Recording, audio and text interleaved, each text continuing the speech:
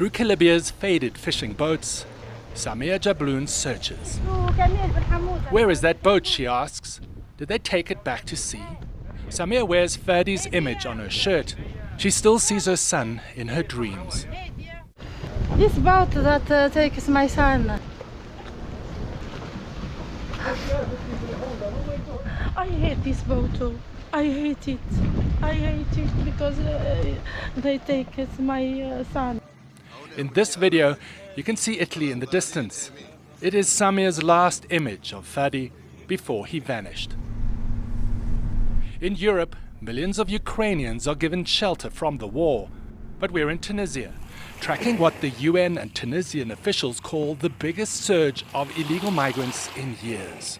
From across the African continent, migrants make the desperate journey across the Mediterranean through a loose network of dangerous criminal gangs. So our producer's just going to speak to the smuggling kingpin who works on trying to get people out of Tunisia into Europe. We're just seeing if he's comfortable to talk in this neighborhood. But this is his zone. These are his people. He says his gang pulls up to $20,000 for a boat of migrants. That's up to $2,000 each. Live or die.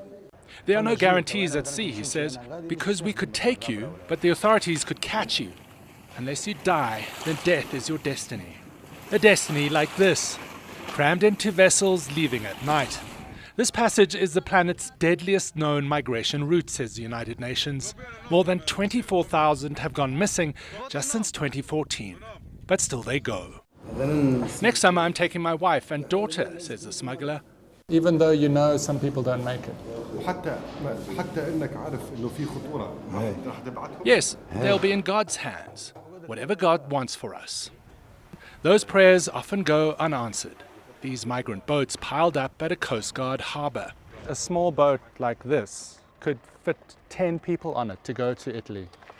Okay, imagine we have 10 people on board of these small boats for a trip of 120 miles. 120 miles. For that, sometimes the operation of looking for immigrants become operation of assistance and the recuperation of dead bodies.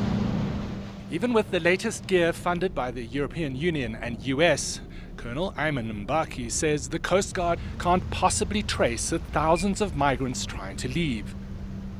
When they catch them, he says, they often say they will try again.